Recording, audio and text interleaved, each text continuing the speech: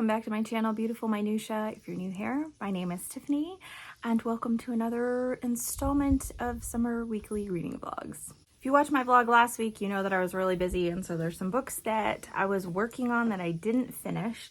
So those are going to be my main priorities for the beginning of the week, but I'm not super far off from finishing either of them. Those books are This Tender Land by William Kent Kruger. This is for a book club that I do with some homeschool moms locally. So we're going to be discussing this week. So I really do need to finish it, but I'm not super far off. I'd say I'm like 2/3 of the way through. I have less than 200 pages left. So this book is incredibly sad and heartbreaking. So it's taken me longer to read it than I anticipated, not because it's not readable, but just because there have been times where I really needed to take some breaks, particularly the beginning, like the first 100 pages were really rough for me. It's gotten better for me as time has gone on, even though there has definitely been some sad things that have happened. It just didn't feel nearly as devastating and horrifying as the first section of the book felt. I am also reading Thunderhead with my friend Dia, and I only have like about 100 pages left of this. So I hope to finish this either by today or tomorrow, and really looking forward to that. I'm really enjoying this. This has kind of been a nice reprieve from some more serious books. I am still working on Mansfield Park. It's been a while since I've listened to it, so I need to get back into that. I've been mostly listening to it on audio while I've been doing some things, and I definitely anticipate being able to listen to it more this week because I need to work on my August bullet journal, and I also need to do some homeschool planning. So listening while I'm doing those kinds of things should work out pretty well for me.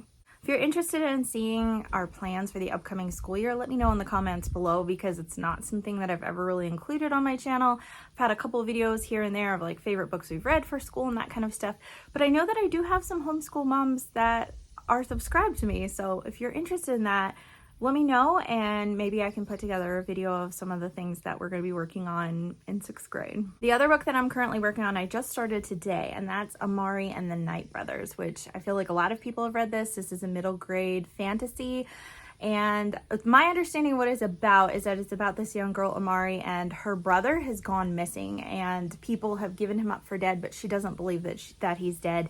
And then she gets some sort of notice from wherever he's disappeared to, because he's working for some sort of like supernatural investigative bureau or something like that. I don't know if that's actually what it's called at all. And she goes there for some sort of summer program, I think.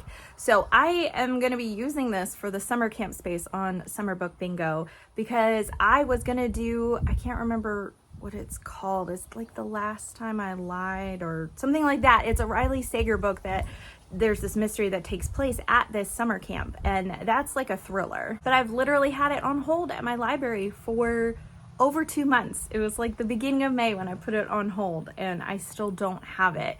So I'm just going with this. I don't know if this really counts as a summer camp, and it's super glary. Is that better? Maybe. I don't know if this counts as summer camp truly, but you know, it's my own bingo board, so I can fudge it however I want. It's not like I'm in the running for the giveaway or anything like that, so I'm not too worried about it. I'm not policing my own choices here. I'm only 2 chapters into this, so like really not into it at all, but I'm really enjoying the writing style so far. And yeah, so I'm thinking that this is going to be a pretty quick read. I would like to start this week once I finish Thunderhead. My plan is to start Oathbringer by Brandon Sanderson, which I'm reading with my friend Whitney. We've been reading through the Stormlight Archives together this year and some of Brandon Sanderson's other like Cosmere adjacent books and stuff. So I'm really looking forward to that, really enjoying reading those with Whitney. So I'm going to be starting that sometime this week. And then I would also like to start and finish by the end of the week If I Had Your Face, which is the last book that I need for my K-Tropathon board that has like flower petals or snow on the cover. I don't know if I'll finish it by the end of July or not. That might be a little ambitious considering other things that I have going on, but those are my plans for this week, and it should be a less busier week than last week because I was on the run every single day last week, and then I got sick over the weekend because I for sure overdid it and I was not sleeping, and so I got really sick, and I'm feeling a little bit better today, but still not feeling great. So this week should definitely be less busy. I think there's only a couple days where I have to go somewhere, but I will be busy in the fact that I'm planning our homeschooling year and some other things coming up. So yeah, but I will definitely keep you updated as to what we're up to.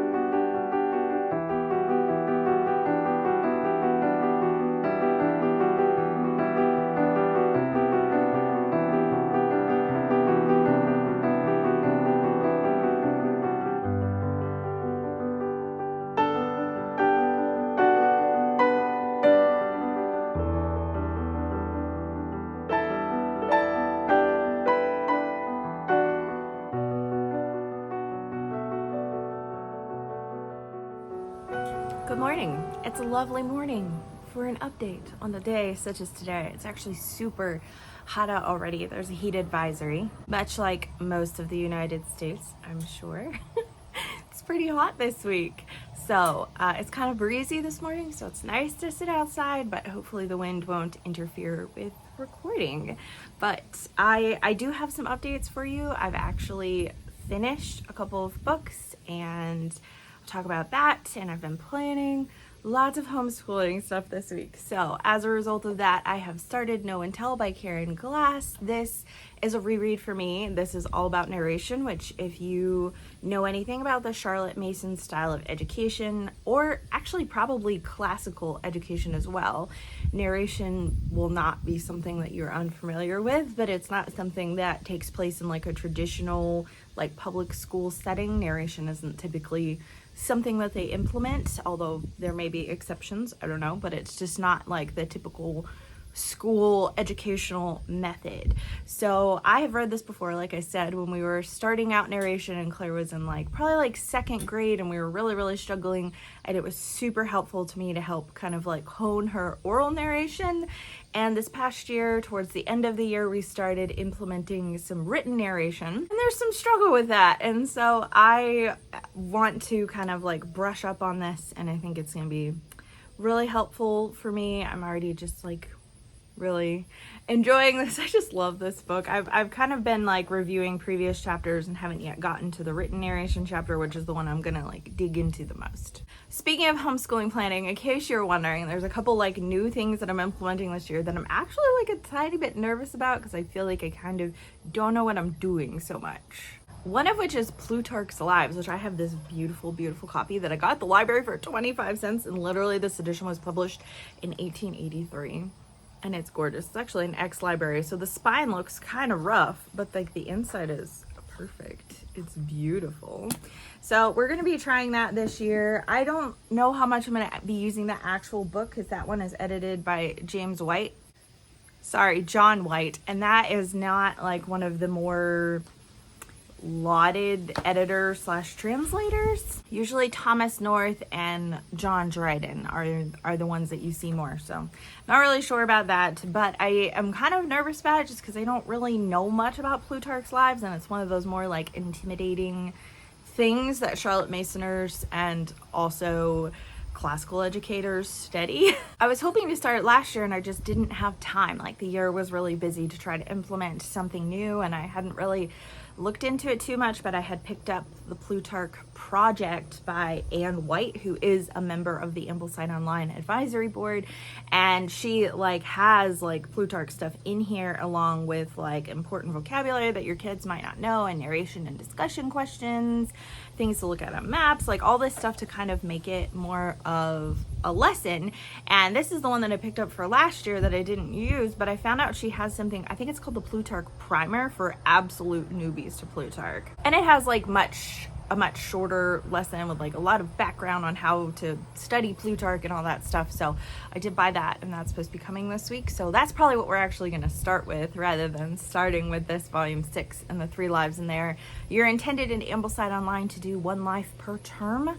I'm not really worried about that. If we get 1 or 2 lives done this year as an introductory, I'm happy with that. I mean, she's going to be in 6th grade, so she's still pretty young by a lot of standards to be studying Plutarch, but you know, I'm always amazed at what she's capable of comprehending and understanding. I mean, last year in 5th grade, we read Robinson Crusoe, and she understood almost all of it, and the language is pretty difficult at that. Speaking of difficult language, my daughter absolutely loves Shakespeare, and we've read a lot of the Tales from Shakespeare by Charles and Mary Lamb, and then we have like some graphic novel Shakespeare that she has really enjoyed, and then also like some that are in play format that have some of the more difficult language. But something that I love about Lamb's editions, I don't think this is the best like introduction to Shakespeare. I think Edith Nesbit is better because it's briefer and the languages is much more understandable, but Charles and Mary Lamb have actual excerpts from some of the plays, like direct quotes, and so I think it's a good like stepping stone. But this year we are actually going to try to read actual plays, and so I think we might review in Charles and Mary Lamb's edition and then read the play and then watch a performance, or maybe watch a performance and then read the play. I'm not really sure what order I want to do that just yet. I'm trying to decide which one I want to start with. I'm thinking I might want to start with As You Like It, because that's one that I actually have not read, so I think that that would be really fun. I know a lot of people, that's their favorites. It's a comedy and really good. Claire's favorite for the longest time was Midsummer Night's Dream. She loved that one, and she's read so many different versions of that, and I actually found a middle grade version called Midsummer's Mayhem, which incorporates a lot of the elements from that. And I'm thinking if I can find Shakespearean stuff like that that is like also in a middle grade book, it'd be fun to read that alongside and kind of compare changes they made and how they incorporated certain elements and things like that. But currently her favorite play is Macbeth, and I'm like, I don't know if she's ready to like read the full Shakespeare play and watch the full Shakespeare play of that, because that's kind of intense. But those are some things I've been really like brushing up on this week that has taken up some of my reading time. But I've still gotten a decent chunk of reading done. I did finish Thunderhead by Neil Shusterman. Really enjoyed this. It was a lot of fun. Took a lot of twists and turns that I wasn't expecting. I liked it probably a little less than Scythe, and I think that part of that is just that I really liked the introductions to the chapters in Scythe that were from Scythe's point of view, kind of introducing us to this world, and I was missing that, although I did like the Thunderhead sections. I don't know, there were certain things I liked better about the first book, but I still really enjoyed this, and I don't really know where he's going with this after that ending. I'm really curious to see what happens in the third book. I've heard nothing but negative things about the third book, but I am still going to read it. First of all, because I just want to know how he includes this, and second of all, I am much more interested in kind of the thought experiment that Shusterman is having here than I am in the plot or the characters, though I do like the plot, though I do like the characters. I like how he's kind of exploring a world like, what if the world was really like this? And so I'm enjoying that aspect of it more than I'm enjoying the rest of it. So I'm really interested to see how he wraps this up, because that's going to be kind of the conclusion of his thought process for this. And I'm just really interested to see where he lands with this, much more than I am in like having a satisfying conclusion, if that makes sense. So I think that either way, I'll probably really enjoy the Toll, but we'll see. Next up, in like maybe like 24 hours, I read the entirety of Amari and the Night Brothers. I read it like most of it like 2 nights before bed and just kind of like flew through it. It's really fun. Her brother has disappeared.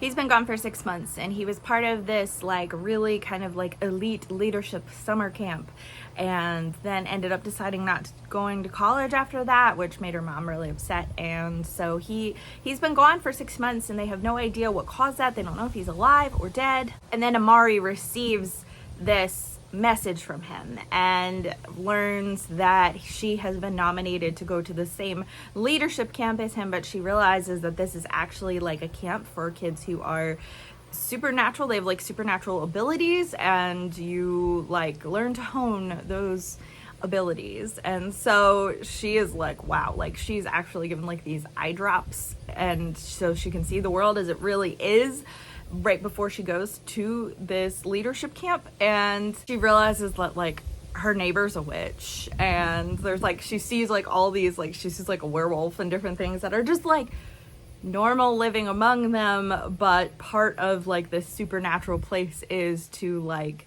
shield them from the rest of the world, which just kind of, there's elements of this that kind of give me like an X-Men vibe of like the mutants that are trying to hide that they're mutants in real life, and some of the mutants are angry and they hate humans and they just want to kill the humans because of how they've been mistreated by the humans. And then there are those who are like, no, it's not that the humans are bad, it's that they're afraid of what they can't understand, and so we're shielding them because they just can't understand this, and so it's making them afraid and lash out in certain ways and things like that. So yeah, so that's kind of like, it reminds me of X-Men in that way, that there were mutants who were like really against humans and mutants who were like, if we explain ourselves to them and they get to know us, they'll realize we're not dangerous, you know, that whole kind of a thing. So anyway, so she goes to this summer camp. It's like kind of like a summer training that happens every single summer, and if you make it in, you can come back. There are different branches that you can be involved in. You may have heard me talk about this on my channel before, but one of my favorite tropes in middle grade is the whole like going off to a magical school trope. So, you know, Orion and the Starborn was one of my favorite middle grade books last year, and it totally had that trope. And, you know, there's Nevermore and Keeper of the Lost Cities and Harry Potter and Percy Jackson and all these different kind of books that have that trope, and I always love that element. And this had some fun and new elements just because Amari is just super cool. Love her as a character so much. She's such a good, strong character. But there were a lot of things that felt like copy and paste, especially from Percy Jackson and Harry Potter and X-Men. There was a lot of things that just felt very copy-paste from other books. So while there was some originality, I didn't feel like it was earth-shattering. Some people are like, this is the best book ever. And I don't think I agree, but I did have a lot of fun with it. The other book that I finished is This Tender Lands by William Kent Kruger. And this was a really good book. I see why people absolutely love this book. I think that I read it at the wrong time, because I ended up giving it 4 stars because I think that it's really well written, really beautiful, like found family, journeying to a place where you can belong, some amazing themes that William Kent Kruger handled so well and did so well. And I'm really excited to talk about this in my homeschool book club. I'm so excited to talk about it because I think it's going to have some really amazing discussion. But I read it, I've already mentioned, I've been reading this on the heels of some other really, really like gut-wrenching, makes you sob because everything is terrible for children kind of books. And the beginning of this book is really like that. I mean, it continues being hard and it continues being difficult, but for me, that first 100 pages was really, really bad, where they were still at the school and just the abuse that's happening and the implied sexual abuse as well as like blatant, horrific racism towards Native American children. There is so much here that is just enraging and just like made me feel sick, to be honest. I've already mentioned none of it's particularly like graphic. It's really not. So don't let that be a deterrent for you in the terms of that. But because I read on the heels of so many other books, I had to keep taking breaks because it just felt really, really heavy. And so I think that if I had read this at a different time, I could have seen maybe giving it like 5 stars because I do think it's really well done. I also kind of think like there's kind of like an epilogue at the end where he's like, and here we all are now, like decades later, like here's how all this panned out. And I kind of wish that hadn't been there. I liked the ending of it, seemed a little bit kind of open-ended, and I kind of wish it had ended there. Not that the epilogue is bad, but I just felt like there are certain things that I'm just like, just didn't have the same touch however many years later to be like, and here's how everything panned out for us now that we're old. And I don't know, I just could have done without that. I didn't think that was like particularly bad, and I think that there'd be a lot of people who wouldn't have liked the book as much without there being an epilogue there, but I just liked how the last chapter ended. That being said, this is the best historical fiction book that I have read in a really long time. I struggle with historical fiction. I struggle to even want to pick up historical fiction because so much of it is all the same, to be honest. Like, there is such a huge oversaturation in the market of World War II, especially historical fiction. And I get it. There's a fascination with World War II and people really enjoy it. So that's why there's an oversaturation of it, is because people really like learning about that time period. But to me, that ends up feeling Like they're all really similar and it's hard for me to differentiate between them, and it takes a lot for one of them to stand up above the rest of them. Because this takes place after World War I, during the Great Depression, it feels so unique to other ones that I've read. And I think that William Kent Kruger takes on a lot in this book, because he takes on the racism towards Native Americans. He takes on these Native American schools that had the philosophy of kill the Indian, save the child, which is disgusting anyway. And then he goes on to, you know, looking at like the landscape, like what the physical United States in this area looked like during this time period, what families looked like, how many people were homeless, how many people were like kind of like nomadic, trying to travel somewhere else for a better life, for better opportunities, in order to find work, in order, you know, all these things.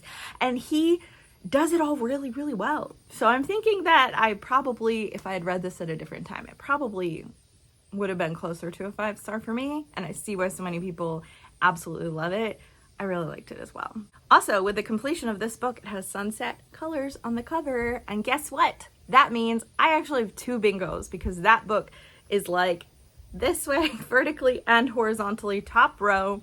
And so I have been waiting all summer to get a single bingo. And because I just went with books I was already planning on reading instead of like methodically picking books, I have been all over the place. And I finally have a bingo for summer book bingo. Woohoo! Also, still cooking my way along through Mansfield Park. I think I'm creeping up on the 70% mark. I don't know exactly where I am. 60 something percent. I'll probably hit 70% today, I think, because I've been listening to it while I've been bullet journaling, and I've been doing a lot of bullet journaling, as you probably saw some clips. I'm not quite done with August yet, but close. I also have a couple of books that I've started, but because I'm right at the beginning of them, I think I'm just gonna wait till next vlog to talk about them, because I don't really have a whole lot to say just yet. So anyways, that's what I've been reading. That's what I've been doing. I'd love to hear from you in the comments down below. What have you been reading lately? Have you read any of the books that I am currently reading or have finished in this vlog? And if so, I would really love to hear your thoughts and whether or not you enjoyed them. Thank you so much for watching. If you like this video, please hit like and also subscribe so you can continue to see more bookish content from me. And I will see you again next time.